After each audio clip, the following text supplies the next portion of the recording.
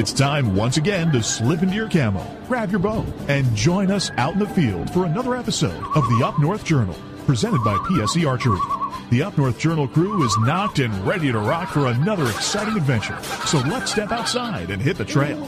This episode of the Up North Journal podcast is brought to you by PSE Archery, Scentlock Technologies, Scent Blocker, Rambo Bikes, Hunter's Blend Coffee, Limwalker Game Calls, Stanislawski Releases, Copper John Sights, Easy Cut Outdoor Products, Fourth Arrow Camera Arms, Wind Sense Hunting Sense, X-Stand Tree Stands, Spot Shooters, Gut Check Indicators, and Packermax Cultipackers.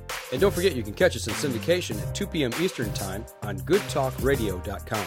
Hey, everybody. Welcome back to another episode of the Up North Journal. Sitting here in the cabin this Thursday night. But actually, Danny, we're recording this for Easter Sunday. Yes, because we are at home with our families. That's right. So, as we said last week, that this show is going to be pre-recorded.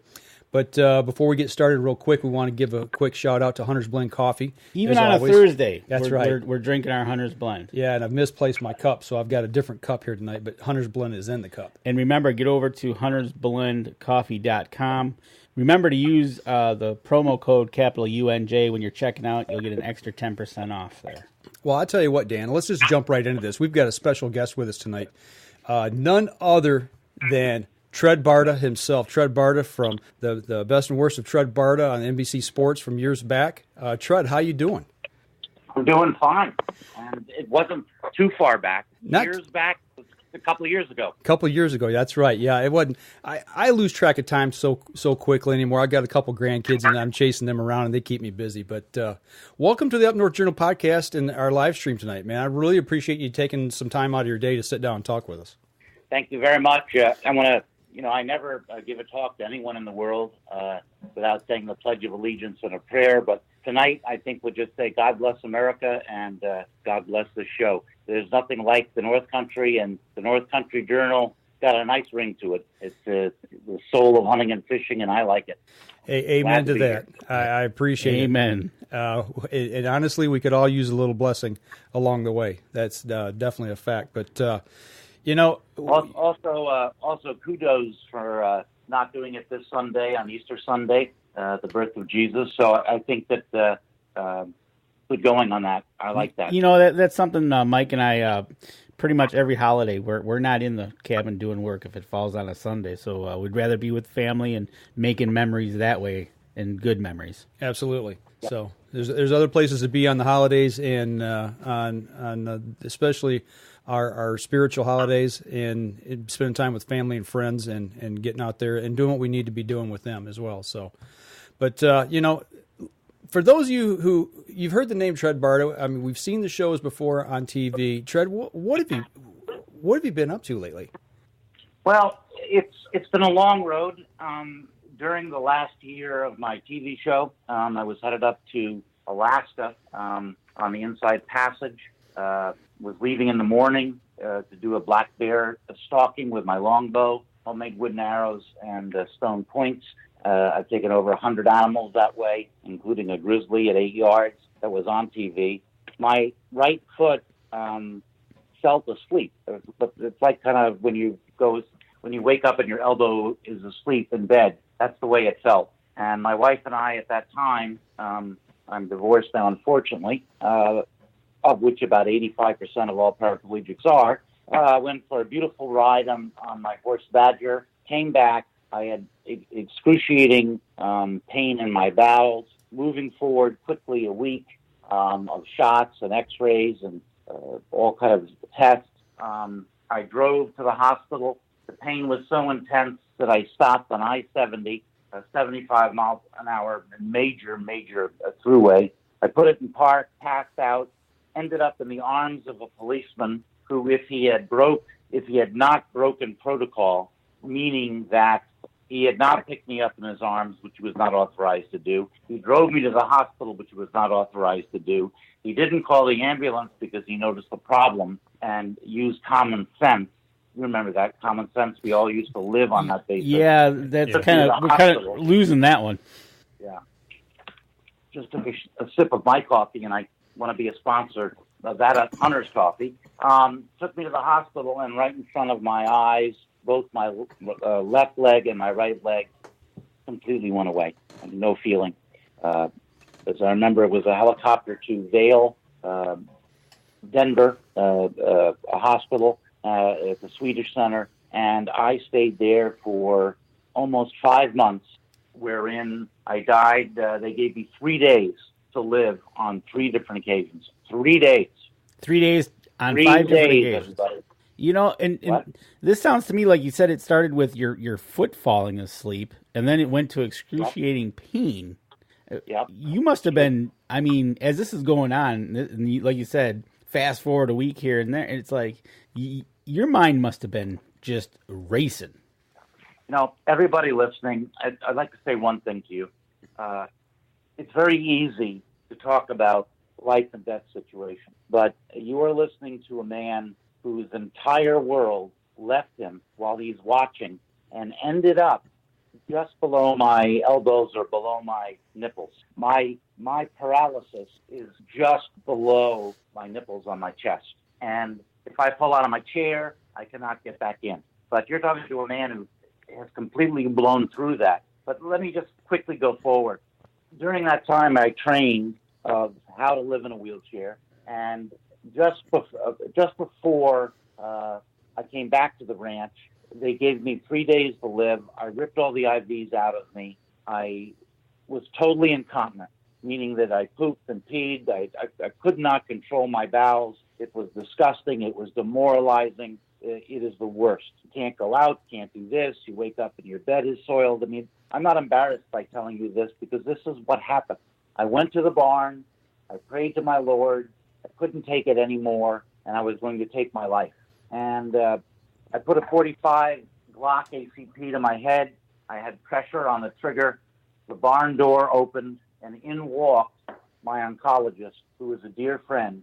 And he said, "Tred, I need to do one more chemo or one more type of situation. And I want to beg you, please don't take your life. This is a cool cat now. This is a attack-forward military expert as a doctor. Cool hand loop times pi." So I looked at my face. He walked up to me. He didn't try to take the gun away from me. He didn't try to talk me out of not taking my life. He said, "Tred, I want your word that you will not take your life and that you'll give me a shot." I said to him, "How do you know I'm not going to do it?" He said, "Tred, you just gave me your word that you're not. I know you're not." Everybody, that's how I've lived my life. And that moment today, out of all the things I've done, been around the world 3 times, circumvented the globe, hunted and fished everywhere. That moment was the greatest time in my life because I realized at that moment that even looking at death eminently in seconds, that Tred Barta's word was his bond, and it was his word and bond to other people. I say that to everybody listening because if you're having money problems like we all have, and tax problems like we all have at times, and marriage problems and kid problems and all the problems of life, the greatest 2 things was the belief in your Lord and your word. So to move it on real quick, I prayed, I cried, I was in the worst shape of my life. I felt terrible. I had lost terrible weight. I was paralyzed. And he brought me into the hospital, and he gave me a treatment for this rare blood cancer called Waldenstrom's, which is a thickening of the blood which blew up my spine. And in front of our eyes, 15 different grafts went straight up like a meteor, like the flight of the phoenix. And this particular injection ate away at the Waldenstrom's, and I was coming like a fireball. 2 months later, I'm on my court shooting a 65-pound longbow representing Three Rivers Archery and doing 20 episodes, the last episodes of the best and worst of Tred Barta in my wheelchair. So what's my point, everybody? The belief in the Lord, the value of your word, the integrity of the way you lived your life is more important than anything. And don't anybody, I beg you, anybody, ever forget the value of integrity, honesty, and code. Semper Fi. Don't ever forget it. And today I'm sitting in my wheelchair and I'm healthy and I am the oldest living person in the world with this type of blood cancer. And guess what? My life expectancy is 0. And I expect to live for another 20 years. Wow. Now, I want everybody else to hear one other thing. I mentioned the word common sense and how we don't have it today. A particular doctor at a particular hospital in a particular place at a particular time, whose name and place and hospital I will not mention, was not allowed, sip of coffee, good, was not allowed to do a colostomy, which is a bag on your belly, wherein your waste products go into a bag and you can change it, and a suprapubic, wherein a tube goes into above your penis, into your belly, into your bowel, so the urine can collect in a bag. Those 2 things were my savior. Those 2 things changed my life. Now, am I happy? Am I embarrassed? No, I'm not. Do I like talking about this as a gentleman with kids and women and people listening? I'm not happy, but I am not embarrassed because I do it in a civil and polite way. That doctor took me into a hospital at 3 o'clock in the morning, doing a double operation of a colostomy and a suprapubic with 6 people, both done at the same time, to get me out of the hospital before everybody came in. And as a result of that, I did not take my life. So today, the whole bathroom thing is a piece of cake. So I'd like to give you 2 incidences of people not following the exact rules, breaking protocol, using common sense, saved my life. And by the way, this life has raised $2 million for underprivileged kids and $1 million for underprivileged kids of the Boys and Girls Club in Beaufort, North Carolina, 28 scholarships after I've had my cancer. So don't ever listen to anybody who says that God does not love us, because God loves every single one of us. Now, all you have to do is believe in Him. All you have to do is humble yourself before Him and understand that you are one of His sheep and that He gives you grace and that you have a belief and that you wear the armor of God and you can do anything. And today, with so much anti-Christian stuff everywhere, I wear my cross on my sleeve and I'm proud of it. And I listen to the show and your show and people, and you know what? I know all the people in the upper peninsula that I know, and all through Michigan and the Midwest and where you guys go, we believe the same thing. So I don't know what you call a segment, but that's my thoughts on what happened to me. And right now, the only thing I don't have is that coffee you're pitching, because I'm drinking something else. Well, when you come up to get that trailer, if we cross paths, we got to get you some of this, because I tell you what, talking about giving back, this company is a Christian company, and they give back. There's a long story behind Hunter's Blend Coffee. So if you get a chance, ever check it out. Their website, their story's on there. It's awesome. I'd like to. But I tell you what, go ahead.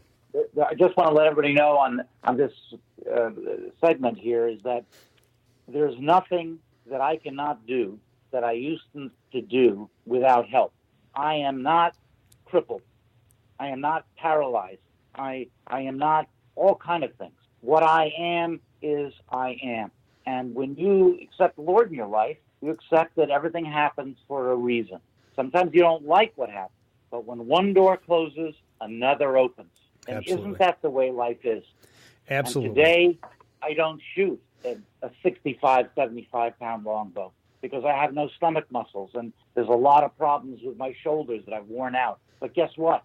Coming up, I had an encounter in the UP with my crossbow that I would love to talk about. Absolutely. And I tell you what, that might be a good place to take a break right now. One thing you said before we go to break, I want to mention is when you talk about your word is your bond. My great-grandfather always told us kids that, your word is your bond. There's nothing stronger than your word, your word to another man. And when you said that, man, it brought chills back to me thinking of what my grandfather taught me. So, kudos to you. In ending this segment, if you ever break your word or you do something which is wrong, lower yourself in front of the Lord, apologize to the person you offended, pray on it yourself, and move forward. And life will be okay. Absolutely. Amen. All right, I tell you what, we're going to step outside. We're going to take our first break. When we come back, we're going to continue our conversation here with Tred Barta. We'll be right back after this. PSE Archery has reinvented the way you buy bows. From now on, you can make the most educated decision possible by basing your bow choice specifically on your shooting needs and goals. All you need to do is ask yourself, what kind of shooter am I? What do I want to achieve? PSE will help find the right category for you. So, what kind of shooter are you? Find out at psearchery.com.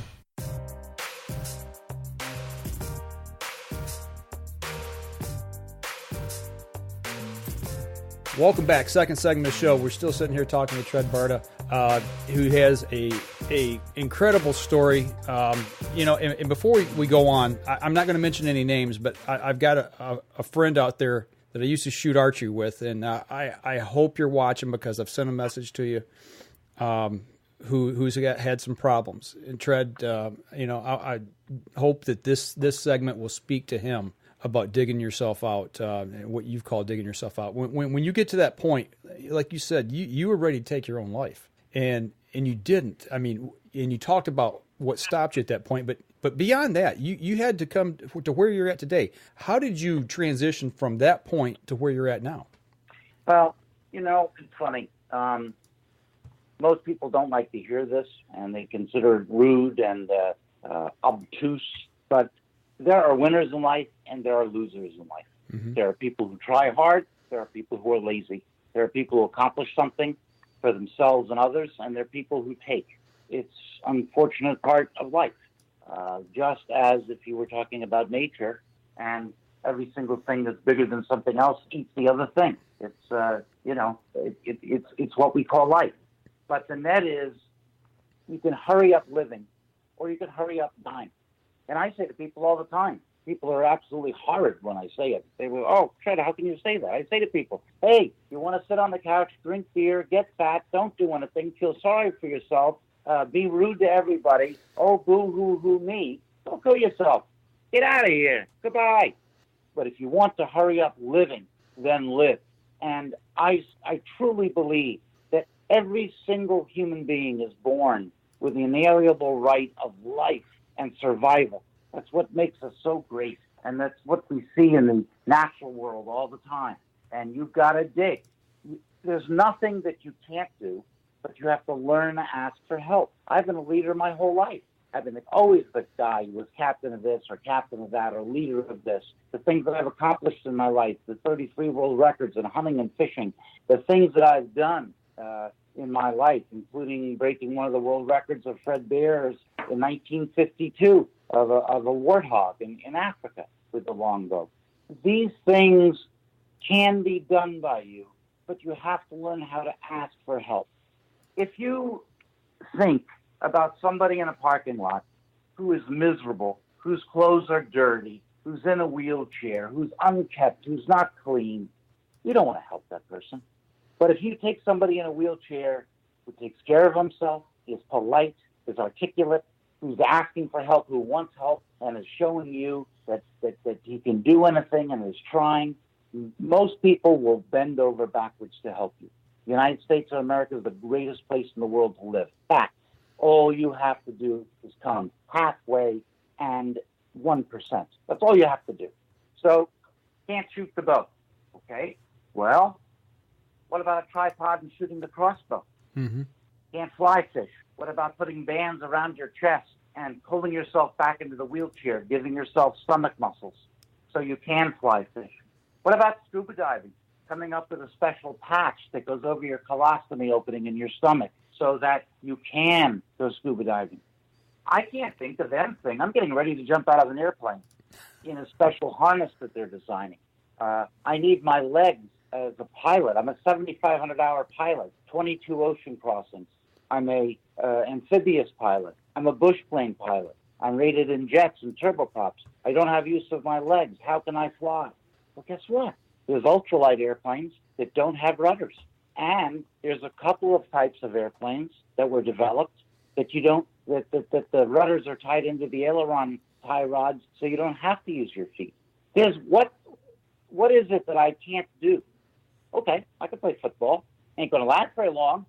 But you could put all the stuff on me, and you could throw me the ball, and I can just sit there. Come and get me. But I can get on that field, and I'm just serious. You want the willing to want to live, and that to me comes from the Lord. It also comes from other people and the love and camaraderie that they give you. But you must take that step. And to all of you who are on the couch, who ate too much, who aren't washing their clothes, who are in a slump, who are depressed, who feel sorry for themselves, let me all tell you that I was there also. I cried like a baby for hours. Boo-hoo-hoo, oh, I can't do this, I can't do that, my world is over. Why did this happen to me? I know it all. I know all the excuses. You look at our Wounded Warrior program. You look at people coming back from battle who offered their lives up and their limbs up and arms and legs. You look at these people who defended the right of the United States to be great and to be a democracy and to be free. These people are getting back on their feet every single day. You need to find the power within to go forward. And what is it? What is that thing that you love to do? I mean, I don't care if it was playing the piccolo. I don't care if it was Parcheesi. I don't even know what Parcheesi is. I don't know if anybody knows what Parcheesi is. What is Parcheesi? I have no idea. I thought Parcheesi was a bread with Parmesan heated on it. But in any event, I don't care what you want to do. If that brought you happiness in some form, you can do it. And I love to hunt, and I love to fish, and I love the great outdoors, and I love nature. You know, you can catch the largest blue marlin in the entire world. You can see it hook up. You can see it eat a double hook mackerel. You can see it go airborne all over the place. You can go to the UP and shoot a 220-point monster, 380-pound whitetail.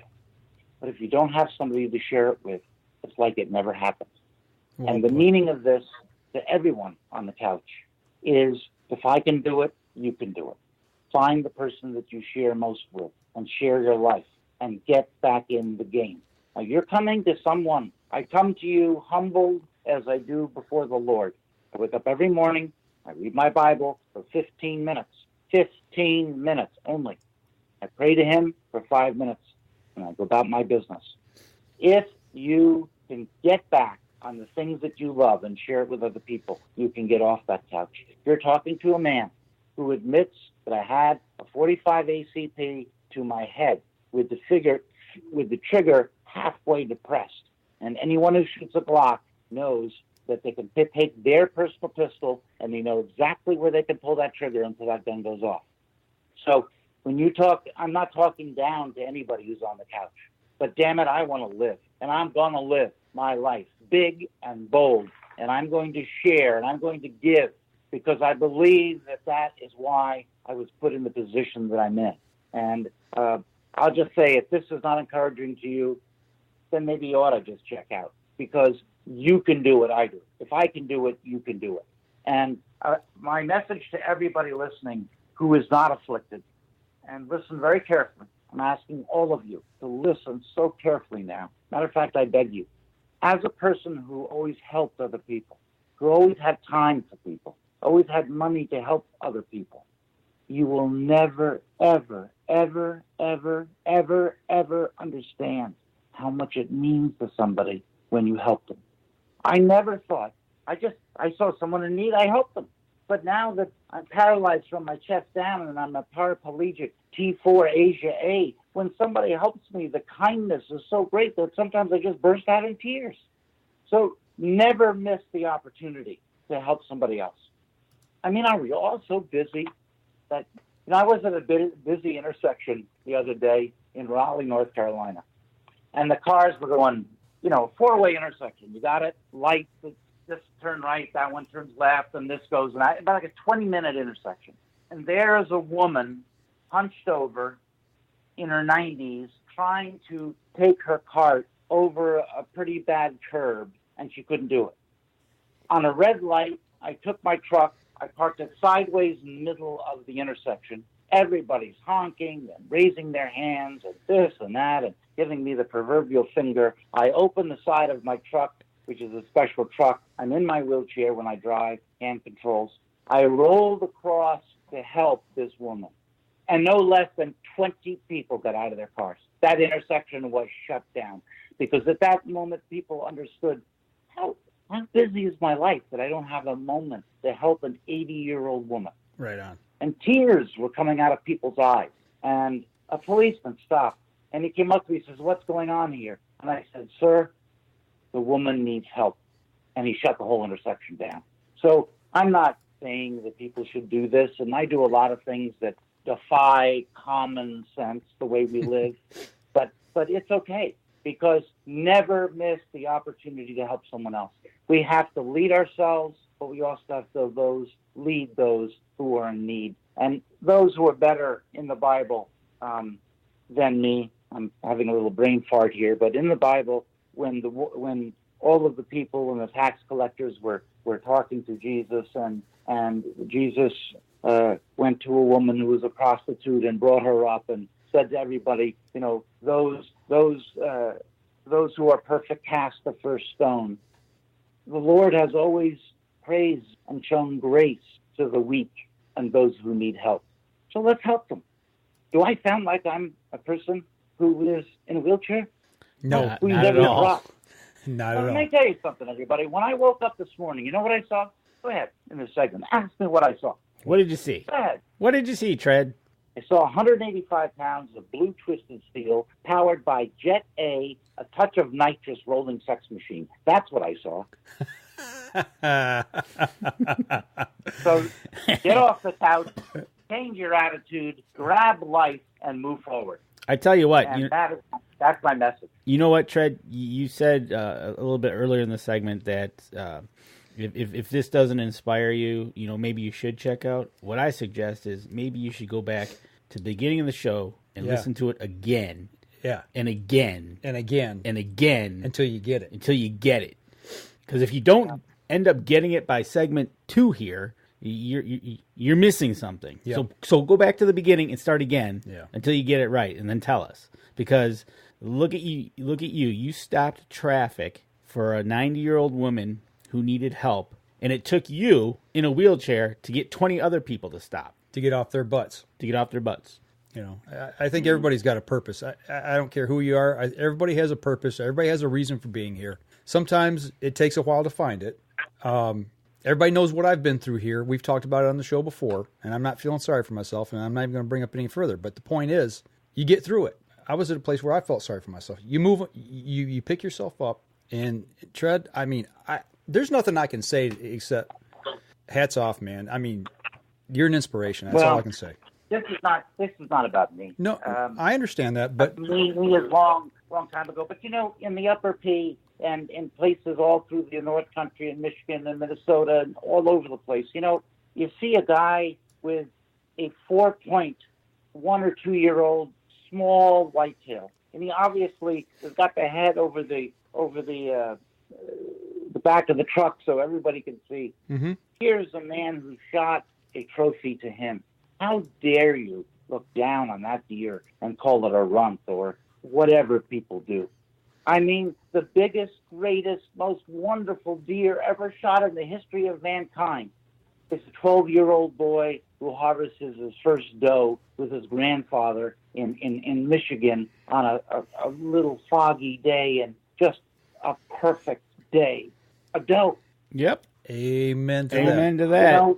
I hear on TV that's a runt, and this is a runt, and everybody's naming deer and on the hit list, and this and that, and this is big and that. Give me a break, everybody. The size of a man's heart is not measured by the size of an animal's antlers. That's a fact. Yep. I've never heard it put that way, but you know what? That hits home for a lot of people right there. Sure does. Yep.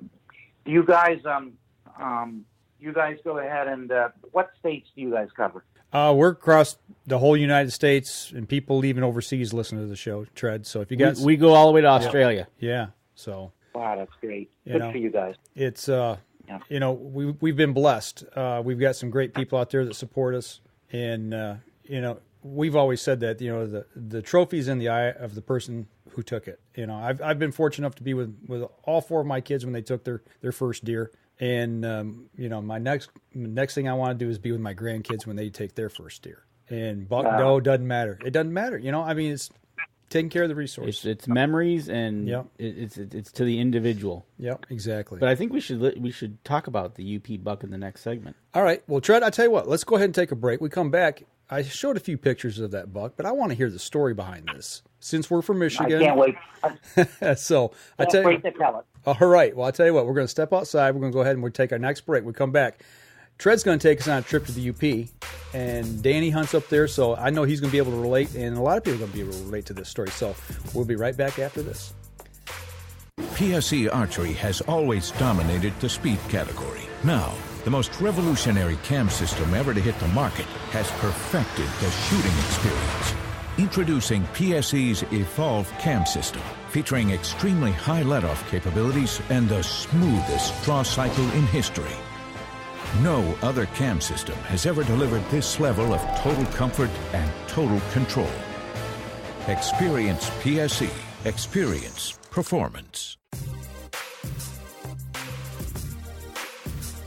Welcome back. Third segment of the show. We talked a little bit about where Tred was at, what he's come through, how he got to where he's at today. But Tred, if I'm not speaking wrongly here, you took a buck in Michigan. Was it last year or 2008? Yeah, 2018 or 2017? I don't know. Can't Life goes so fast. It feels like yesterday. Okay. All right. I think it was last year. I thought it was last year. Okay. It was last fall. Okay. Early fall. Well, take us on the hunt. I get an email from a gentleman by the name of Eric Davis, and he's out of Clio. I think it's CLIO. Yep, Clio, Michigan. Clio, Michigan. And he says, Tred, I'd love to take you hunting. Everybody up here watches your show, blah, blah, blah, blah, blah. But he's a nice guy, and he's full of energy. And he keeps asking me and asking me and asking me. And I keep saying, I'd love to come, but I got to work it in. Well, before I know it, I'm driving to Clio, and everywhere I go, I always try to give back to the community. It's just something in my upbringing, it's just driven to do that. And Eric's brother is Greg. Greg loves to shoot woodcock. Eric is a fanatic, ridiculous fanatic on managing his property in the UP. And there's too many Erics. The Eric Cloyder is the minister of the Messiah Lutheran Church. So I decide that I'm asking them if I can. They have a big game dinner planned, and they asked me if I could give a talk, and which I did, to a packed stadium or auditorium. It was wonderful. Great big game dinner, and all of us know, being in the North Country, it's not called the South Country Journal. It's called the North Country Journal. The type of people, such great people, are in the Midwest, and I felt really comfortable. Had a great time. I got to prepare the meat with a local restaurant there, and after a couple of days of that and a very successful talk, we head up to a place called Blaney Park. And I've been around the world, everybody, 3 times. Now, I didn't get an airplane and fly around the world. I hunt and fished in the best places all around the world. Costa Rica, Panama, no matter where it is, all through Europe. The best places, the best times. I had a TV show for 10 years. I've done it. And the UP is a pretty place. It is not the Swiss Alps. It is not the Mackenzie Mountains. It is not the Yukon or British Columbia or Alaska. It never will be. It's very beautiful, but it's not those places. But there's something that draws me to that country. And it's bothered me a little bit because it only can be one thing. It has to be the people and camaraderie of these guys. They bought, believe it or not, Eric and Greg, they bought an old hotel with 7 rooms, and it's their hunting lodge, and they've got a great room, and then these little 7 rooms. And they all care about each other. They all cook together. They all chip in. They all maintain the stuff together. They build the blinds together. But, I stopped at the first gas station as you come over what's the first monster bridge you go over? Oh, the Mackinac Bridge. Mackinac Bridge? Yeah, Mackinac Bridge, yep. Pardon me, but I've only been to the UP once, guys, so I'm not a local. That's all right. You get on the other side of the bridge, and there's a gas station. And you pull the gas station, and bigger than the pumps are beets and corn and this and that and welcome hunters. And I mean, everywhere you go, they're selling feed and stands and, oh God, what a great place. So I went at the beginning of bow season. I went with my girlfriend at that time, Sandy. And by the way, I love Sandy so much. And she says that she loves me. Her name is Sandy Thornton. I asked her to marry me, and she said no. And there are things in our relationship that aren't going to work as a husband and a wife, but we are going to work as friends for life. And I could call her now, and she would come if I had an emergency, and the same thing. So anyway, my dear friend Sandy and I went on this hunt. And Sandy shoots the longbow also. She also had a license.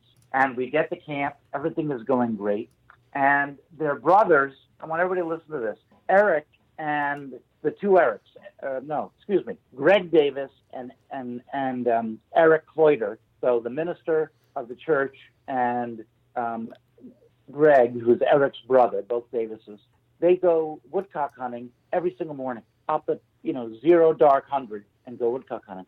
Everybody, they put up 20 to 50 woodcock every single morning. Wow. 20 to 50. I mean, it's incredible. Some of the best woodcock hunting I've ever heard of in my life. And Greg Davis is one of these guys. Everybody knows somebody like this. Nicest guy in the world. Mixed dominant. Shoots with the left hand. Uses the right eye. You close the right eye. Shoots with the left hand. I mean, just absolutely screwed up. He just as hard as he tries, he couldn't hit the barn. And he's so honest about it. But it's just the way it is. But he won't quit. And as the days go by, 1 day, 2 day, 3 day, 5 day, oh my God, he's had like 60 shots and hasn't killed one. And finally on the last day, he shoots the most possible double that they're telling me about. I mean, the other hunting partner was floored. And he was so happy. And to see that joy in camp and to see everybody toast him. And, it's just what hunting camp is all about. Amen. But let's get back to my gear. So I'm using the crossbow. I shoot a recurve bow called the something. It's made in Canada. I'm sorry, guys. Made in Canada, yeah. Anyway, I use Excalibur. I shoot an Excalibur crossbow, the something 55. It's it shoots at 255 feet per second, and it is a crossbow, and it has a crank in the back that I can put on. So listen, everybody. I'm paralyzed from my chest down. I can't lift a lot, but I get that crossbow and I put it on a hook on where my feet go on my chair, and then I take the hand crank and I can crank it, I can load it, I can shoot it, and I can hunt with it. Everybody on the couch, you hear that? You hear it? That's right. Everybody, I am in the game, baby, and I got a 3-9 scope on it, and I can shoot personally. I can shoot out to about 50 yards pretty well. Some people I see on TV can shoot to 100. 50 is far enough for me, and I don't like shooting out that far, but I'm really good, guys. Really good. I mean really good from 0 to 30 yards. And I'm talking about maybe a 4-inch group, which to me, that's kill Paralyzed zone. Yeah. Kill zone times 20. Yep. So we have a blind that has been built into the side of the hill, and my wheelchair is absolutely perfect with the ledge. It takes 5 of the guys to get me in. Sandy and I get in here. We are using sweet potatoes, and we're in there into the blind. Everything went well. You all know the excitement. You can imagine how excited you are. I'm 50 times as excited. This is the first crossbow I've ever owned. This is the first hunt with the crossbow I've gone on. It's the first time up to the UP. I'm getting along with everybody. I gave a talk in church. I just happened, the Lord blessed me. I did a great job. I mean, I feel part of this family. I'm in hunting camp. The woman I love is right next to me. The deer, they cannot see me, baby. This is a stealthy blind. I mean, it ought to be illegal. I mean, it's built into the side of the hill. It's dark behind me. Nobody knows that I'm there. It's just so perfect. We got no problem with scent, and I'm taking it all in. It's just beautiful. And a doe comes in, and this doe must weigh at the most 45 pounds, maybe 50 pounds. And she's trying to pick up one of these, I keep calling them sweet potatoes. They're Not sugar beets. Beets, right? Sugar beets. Sugar beets. I'm sorry. They pick up one of these sugar beets, and she can just about get her mouth on it and it falls out. And she tries to pick it up and take it away from the pile. And we watched her for 10 minutes. We were laughing and cracking up. And everybody is always talking about the big deer of last year and the big deer about the year before. And they got pictures of the deer and mounts of the deer. And of course, I'm just so happy. I have a special license for paraplegic people in the state of Michigan. I forget what it was, but I think I had a choice of I could take 5 deer total, and the first 2 had to be 2 bucks, and it had to be of a certain size, and ever what the rules are. I only was going to shoot 1 deer because that's all I needed to bring home with me. I drove up in my pickup truck, by the way. So just about an hour, I look off to the side of the blind, and here's a little tine of the rack of a nice buck. And all of a sudden, a doe blows hard, and the buck leaves. I see him turn out. Got an hour of honest shooting left. We hear then wolves. And I don't know how many of you guys have been up to UP lately, but the wolves are terrible. They are decimating and hurting the deer fleet. That's what everybody tells me. True statement. I'm not an expert. I'm not an expert up there, but when I go to a gas station and I go to somewhere else, and these guys and everybody I talk to is talking about the wolves, there's a wolf problem. So I hear them.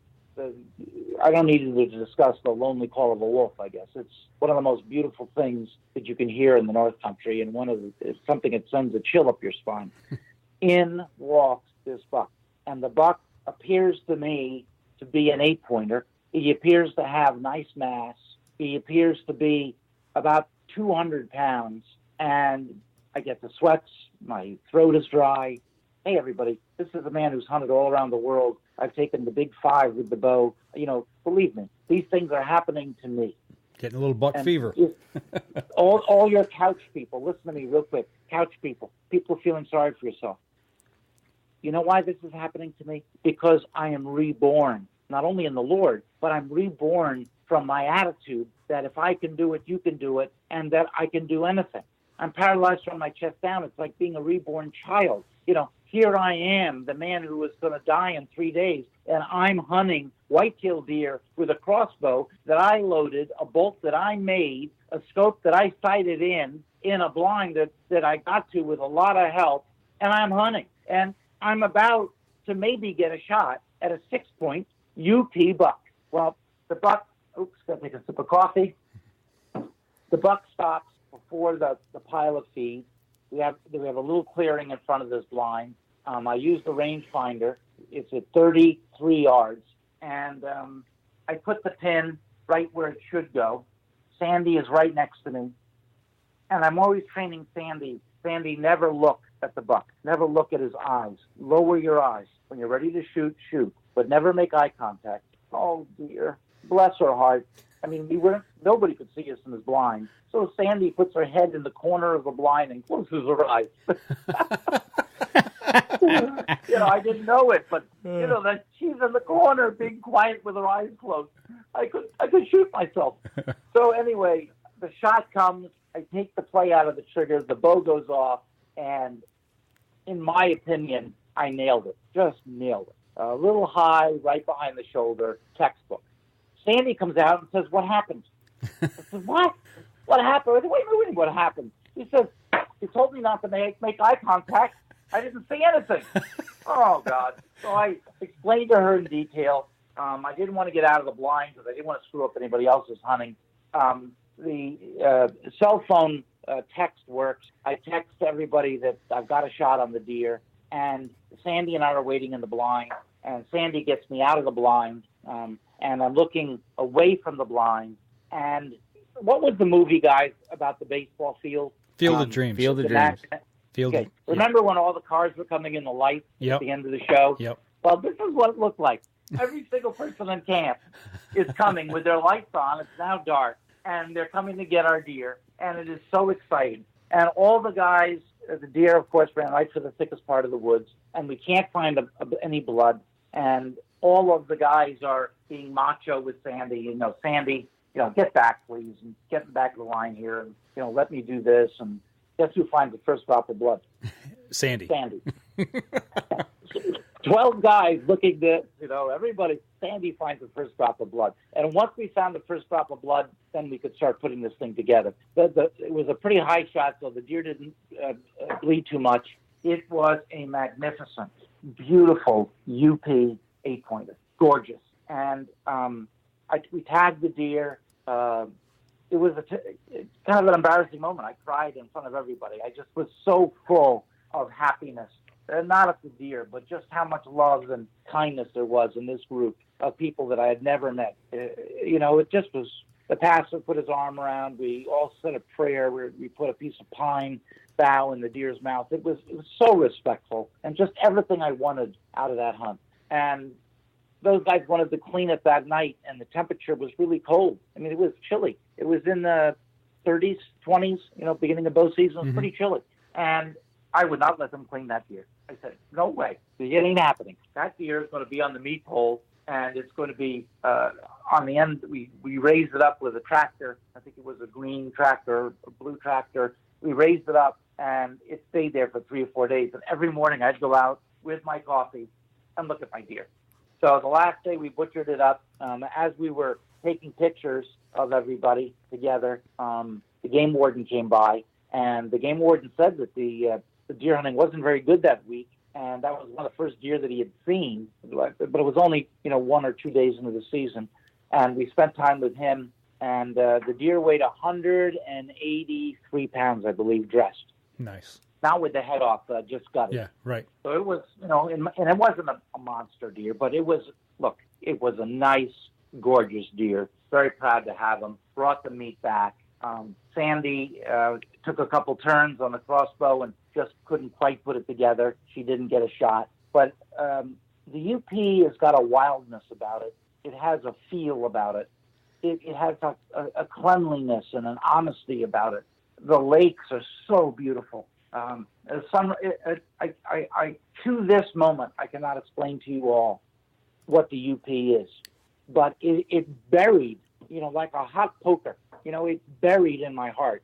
I am not sure that I might not live there someday. I'm not sure that I might not live in Clio, Michigan someday. But I felt that so many of the values that I had, and, I went to 2 or 3 different gas stations there, and I'm in a wheelchair, and I'm with my dog, Pepper. We haven't talked about Pepper yet. This is my help dog, a lab, great hunting dog, and a great, well-trained dog. And every gas station, they say, how you doing? And I got to tell the story of my buck. My radar's pretty good, everybody. I'm a sharp cookie. I've been around the world plenty of times. I'm well-educated. I hope that doesn't sound like an egotist, but it's a fact. And I can tell the sincerity in people's eyes. And everywhere I went, I saw that sincerity. And I think that's what makes the UP so wonderful. You cross that bridge, and it's just like fresh air. And I don't know how many people listen to your show that are from, that general area that know about the UP, but I'm sure there's plenty of stories they can tell. Great place. So that was my hunt, and it was a great hunt.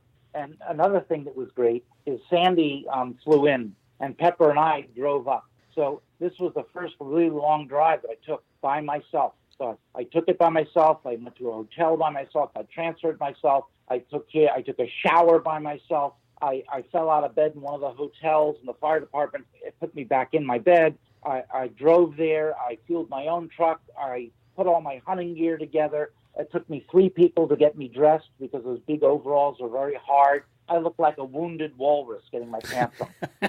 but just everybody on the couch. It used to take me 2 hours and 50 minutes to get my pants on. Today, it takes 12 minutes. I can get my pants on. I can't get a bib on. It takes about 3 people to get me in it. But just look at that. 2 hours and 50 minutes, 12 minutes. Unbelievable. So that was a great hunt. Yeah, I got to ask. I mean, when you were driving up, when you crossed that bridge, was it daytime or was it nighttime when you crossed the Mackinac Bridge? It was about mid-afternoon. By the way, when we went from Clio to there, we went with a caravan, which was really fun. That's always fun. But it was just I would say about Blaney Park. I think is 3 hours from the bridge. Am I right? 2 or 3 hours? It's about 2 hours, 2.5. Yeah, 2 hours. Great drive. Drive. A couple big lakes we passed. Yeah, but to answer your question, it was during daylight. Well, when you're going up the Beautiful. bridge, you're making that approach and you're going up, and when you get to mid-span and you can see the other side, you look to your left, you look to your right, and you can see Lake Michigan, Lake Huron. Right. What were you thinking at that point? I mean, because it's a different experience for everybody, and I'm just curious as to what it felt like for you when you're crossing that big expanse of water and you were driving. You know what I was thinking? I was thinking for a guy who spent most of my life, 100 miles offshore, a guy who's traveled around the world, flies airplanes, that's been lucky and exposed to everywhere in the world, how beautiful it was. It was like going to a different country. And I said to myself, you idiot, Tred. I mean, what a gorgeous resource. I mean, let me just tell you something. People in Michigan who hunt in the UP who have never been anywhere else, if you're sitting on your couch and saying, God, I would love to be this guy, go here and here, don't do it. I mean, you've got one of the most beautiful places in the world. I vow to go back there every single year. This year may be a skip year, but I loved it. Yeah. I loved it. By the word, another thing I was just taken back with is I see so much original timber, monster trees. And, boy, the lakes are beautiful. How is the fishing in the UP? Walleye fishing up in the Bay de Nox up there, off Escanaba, which is just if you would have went further west a little bit, is phenomenal. Walleye is great. Then you can go into Superior. You've got good fishing up there. And then what's even better is interior lakes are very pristine and are barely used. Sometimes I'll see more Wisconsin plates at a lake than I will see Michigan plates. So yeah. It depends on what you want to go after, from pike, muskie to trout to, it's phenomenal. Well, up there by Blaney Park, that's the Seney Wildlife Area, right? Seney Wildlife. That's Two-Hearted River. That's where our moose are. Yeah. So, but yeah. It's...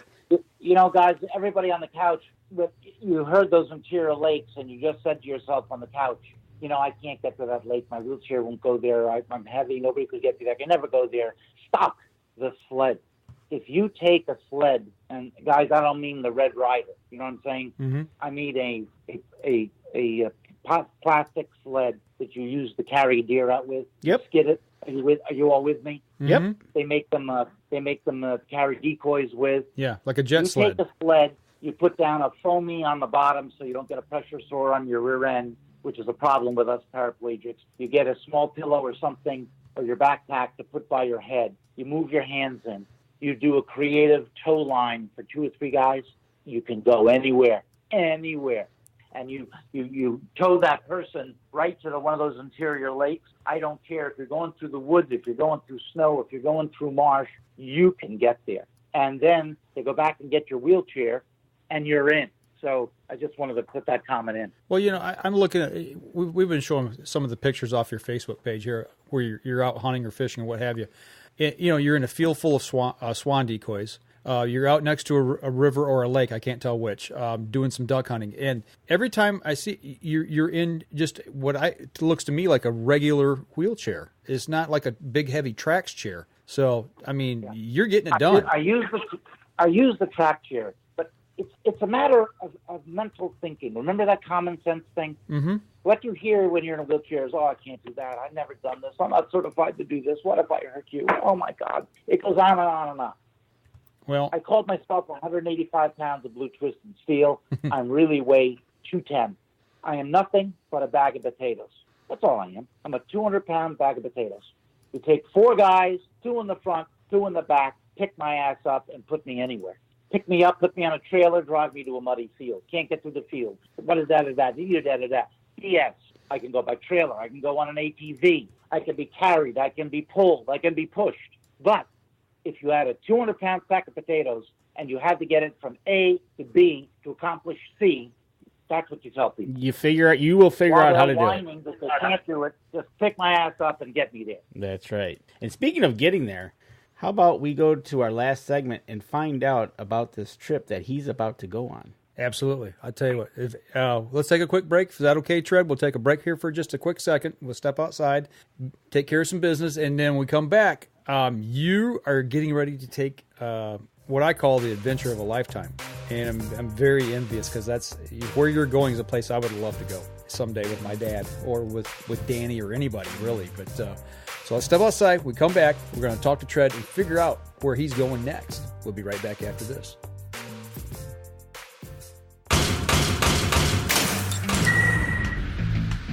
Acceleration is part of PSE's DNA. PSE pioneered the speed movement. Now they've developed the vapor category to help you find the most powerful bows on the market to fit you.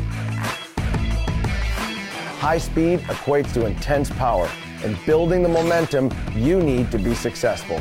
Are you a vapor shooter? Find out at psearchery.com.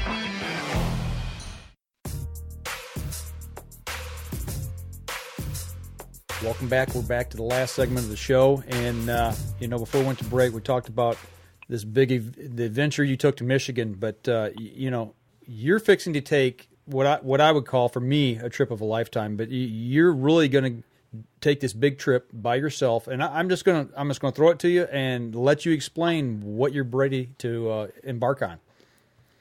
Well, everybody, I'm 67 years old. Life is good, but I still have a lot of pain. I've had 4 or 5 operations on my right hand. I have an accelerator in my back that puts an electric shock down my arm that helps with the pain. I was taking 100 milligrams of methadone a day for the pain. I'm very proud to announce that I am down to 15 milligrams of methadone a day. And to be honest with you, the doctors don't want me to get off it. They think that it does that a small amount.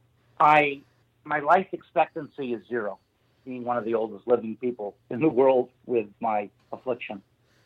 I'm not happy in North Carolina only because I broke up with Sandy. I don't have a girlfriend. I'll get to my trip, but let's just dispel one thing, everybody. Sure. I hear all the time, Tred, forget about the women. Don't try to have a relationship with a woman. It never works out. I just want to say right now that I'm going to have a woman that I'm in love with. It's all about attitude. The people that I date, the women I do things with, they don't see my wheelchair because I'm full of life. I'm full of love. I'm full of expectation. I'm impetuous. I love to do things outdoors. If you have the right attitude, women and men will come to you as friends or girlfriends or whatever. And I'm also telling you that this nonsense that a paraplegic cannot please a woman and stuff is just nonsense. And I say this respectfully. I believe in the institution of marriage very much. I've been married to 2 of the most wonderful women in the world. Okay? I'm not proud to admit that they ended up in a divorce, but it was wonderful when it was great. So anyway, let's get over that. So I'm sitting here, 67, life expectancy. I have a magnificent black lab. Her name is Pepper. She's a girl. Wonderful gun dog, trained to be a wonderful help dog. I'm saying to myself, what are you going to do, Tred? Everybody listen to me now. You're stuck in life. You don't have anybody who's dependent on you. Not married. My son, Hunter, and my daughter, Lauren, are both taking care of themselves now, doing great. I can sit here for the rest of my life and not be unhappy, and be unhappy. I can sit here. I can be trapped. Everybody put your helmet on. I started a brigade looking for a trailer. I spoke to every single trailer company I believe that makes a trailer. I went to Elkhart, Indiana 4 times. And I found a trailer company called HL Industries, Inc. They go under the word Harbor View. And Harbor View makes trailers for paraplegic people. I go up there. The owner's name is Peggy. It's a privately owned company. I get in there on a Saturday. I go to church with Peggy. It's a great small company. And before you know it, I'm designing a Tred Barta adventure trailer. And nobody can design a trailer better than me, because if you get any higher of an affliction, it doesn't work. So if it works for me, it works for anybody. We design a 30-foot, 29-foot, 30-foot trailer, 33 at the ton, weighing about 7,800 pounds. I have a Braun lift that gets me in. I have the sink, the light switches. I have the TV, the bed, storage, shower, gun rack, fishing rod racks on the ceiling, the special table that opens up that I can get out of the trailer, a little bed for Pepper to sleep. I spend 3 days working with everybody. The head guy there, his name is John, and his name is John Such, and it's spelled like Tsuch something something. It's ridiculous. I mean, you would never figure out that it's Such, and he is the head sales guy. I have decided, after a lot of thought, that I'm going to drive from Beaufort, North Carolina to Elkhart, Indiana on the 22nd of this month. I'm going to pick up my trailer, and guess what, guys? I'm driving to Alaska myself. Alaska. I'm going to take I-90 across the top of the United States, which is one of the most beautiful drives you can take. I'm going to cut across into Alberta, British Columbia, the Northwest Territories, that whole area. I'm going to cross, and I'm going to come in at Tok, Alaska. It is 4,700 miles, I think. It's something like 100 hours. I proved that I can drive 13 hours, but I have to rest for 3 days after it. Right. So, I figure I can drive 6 to 8 hours a day, and then now I have the problem of where to park the trailer and how to park the trailer, and there's got to be light for me to see when I do the trailer, all kind of things. But hey, everybody, Tred Barta, paralyzed from my chest down, is driving a GMC 1500 4x4 pickup with airbags and an electric brakes on the trailer, and with hand controls, and I'm going to drive to Alaska by myself with my dog. How cool is that? That is awesome. And this company, HL Industries Inc., or Harborview, these guys are the nicest company that could be, and I'm really excited to do my model of the trailer. We're going to have all these Tred Barta options, and I'm hoping that the people on Facebook will rally. So, we'll have Barta crew. Maybe we'll have 2 or 3 guys in Ohio if I get in trouble, and each state all the way there. That people are starting to offer and line up that if I do get in trouble, somebody can help me. I had a big meeting with my doctors. I've done my will. I'm not going there to die, everybody. I'm not going there to take my life. Going there to live. I realize there's going to be complications. Going there to live. Going there to hurry up living or hurry up dying. And, I have bowel problems. Sometimes I get constipated, and I have gas build up in my bladder, and I get severe stomach aches and excruciating pain. And then I go septic, and I have UTIs, and I don't want to go through all this medical stuff, but I'm just going to let everybody know I'm fragile. Mm-hmm. Got a big voice and a lot of bravado, but I'm fragile. And sometimes I have to sleep the whole day.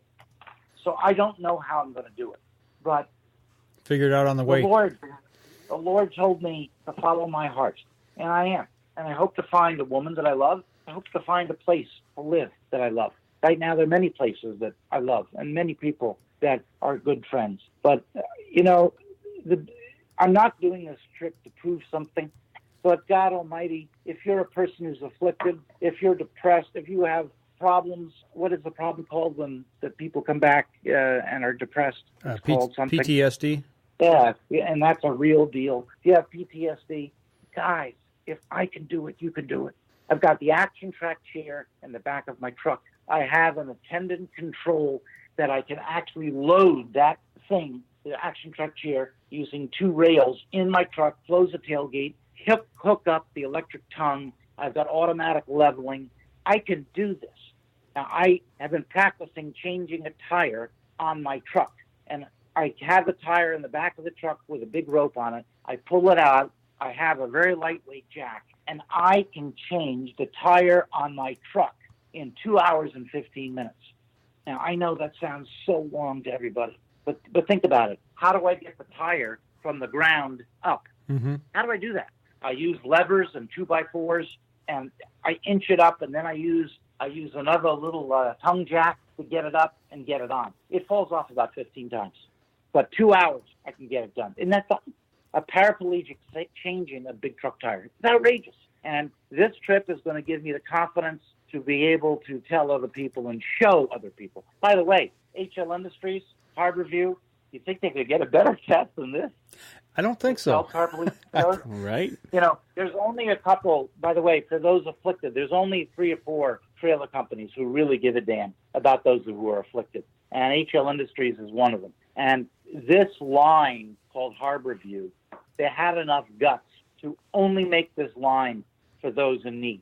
It's a big deal. They care, and they help, and it's a great Christian company. And let me talk about blow your horn. Yeah, I will. They've really made it great. So they're going to have a great test. I'm going to see moose and caribou. I'm going to see badger. I'm bringing a shotgun, a rifle. You're not allowed to bring handguns into Canada, so I'm sending my Glock 45 that I held in my hand in the barn in the first segment. I'm sending that from Great Three Bears Gun Shop somewhere in Montana to their shop in T.O.T., Alaska. That's legal. So I'm going to have my pistol in the great state of Alaska, which is a carry state and recognizes a carry permit.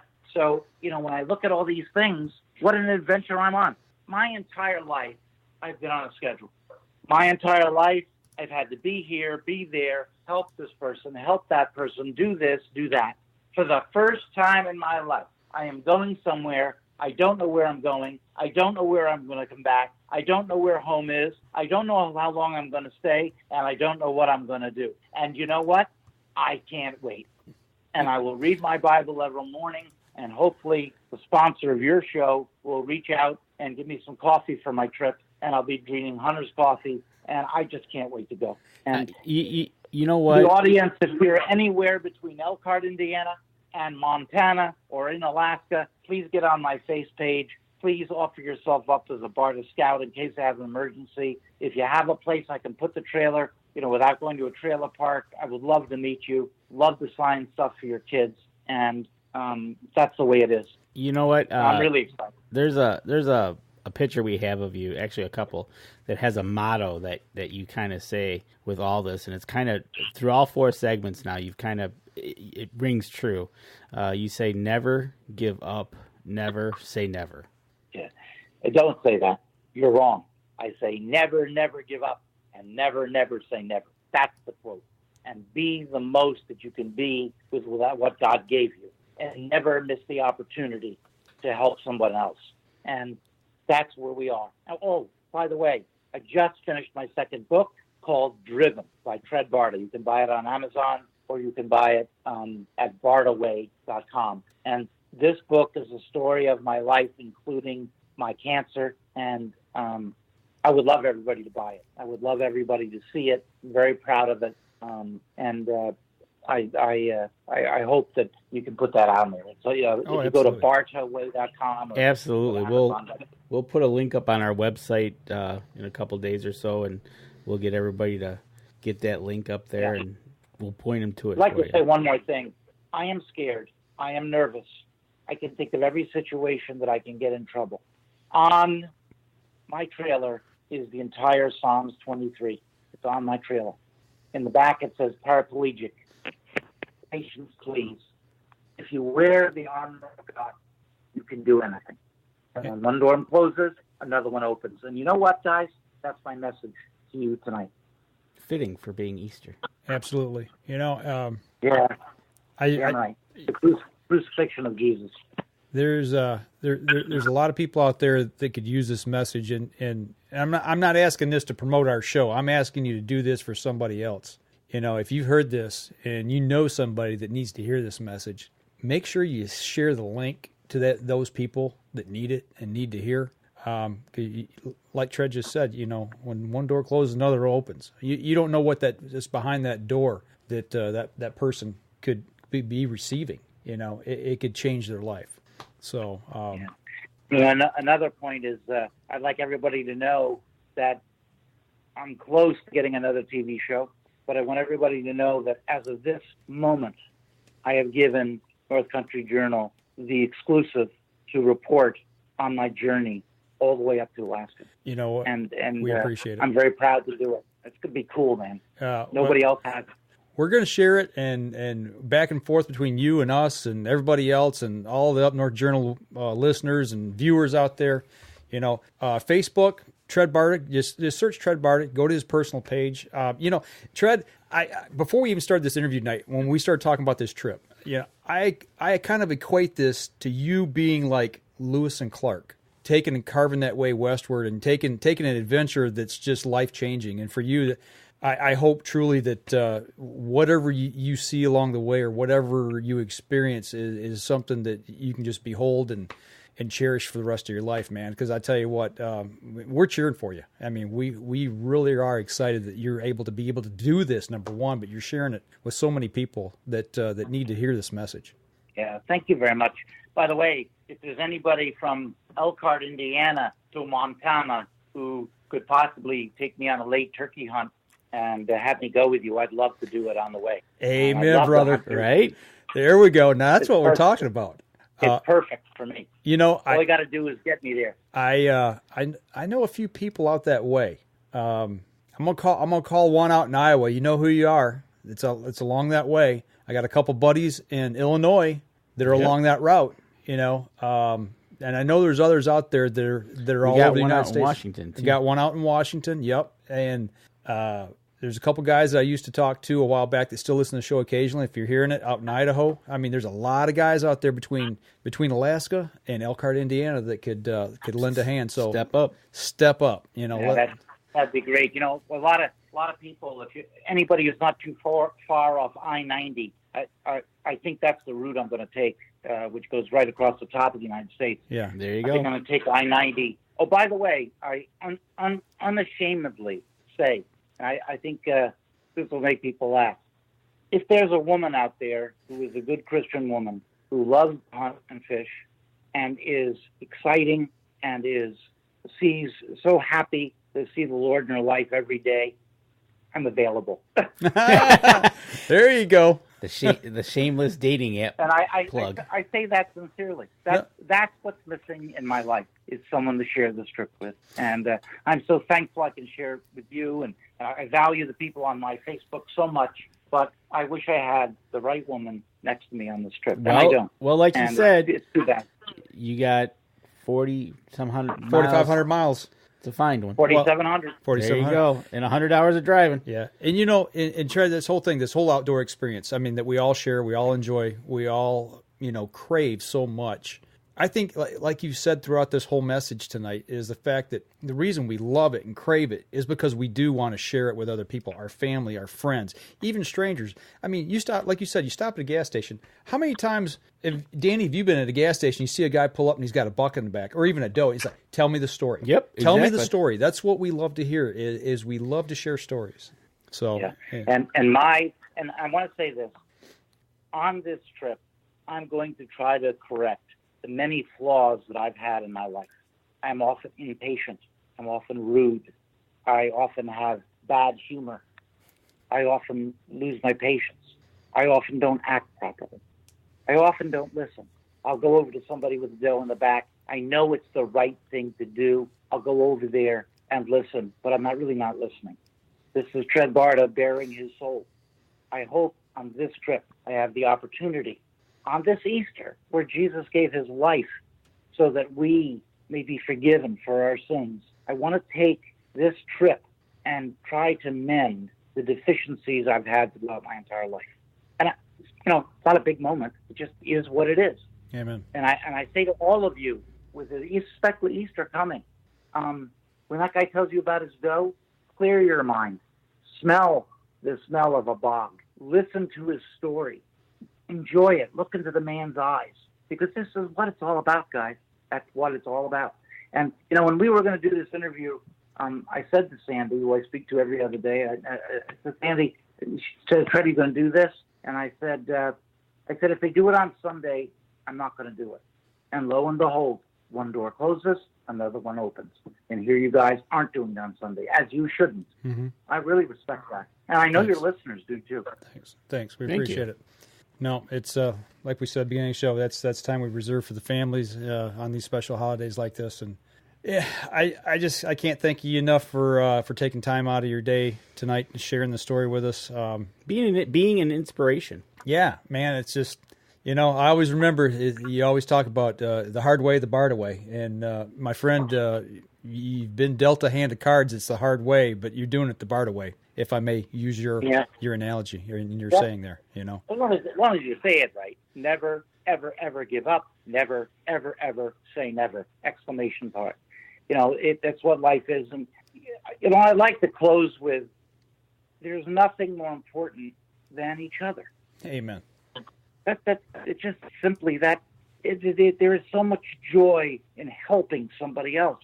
So if you walk across a gas station and there's a wrapper on the floor, pick the damn thing up. It doesn't make any difference if there's wrappers all over the place. It makes no difference if it's never going to change. Pick it up. Be an example to you and other people to live in a better world. And you know what? I want to go to bed. I'm tired. Hey, Tred, we're going to end the show here on the podcast. Could you take us out on this Easter Sunday with a prayer to close the show, please? Yeah.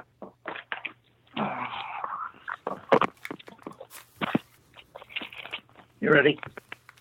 Everybody, I would like to say a prayer for Easter Sunday. I'm on my way to church, and we'll be in a place that is wonderful. And if we could, men could remove their cover and bow our heads, let us pray. Dear Lord, for what we're about to receive, and the Lord make us truly thankful. Thank you so much for nature, for lakes and rivers and the oceans. Thank you so much for making the game that we have to hunt and grace our tables. Thank you so much to instill in our hearts the ability to help other people and to love other people. Lord, thank you for the strength to defend our great country. Please wrap your arms around all of the people in service all over the world. Please bless the North Country Journal. They are doing the right thing. Their hearts are in the right place. They are Christians that we all can be proud of. And let us never forget to never miss the opportunity to help someone else and to accept that Jesus and the Lord and Christianity and grace gives us the ability to be the most that we can ever be. Amen.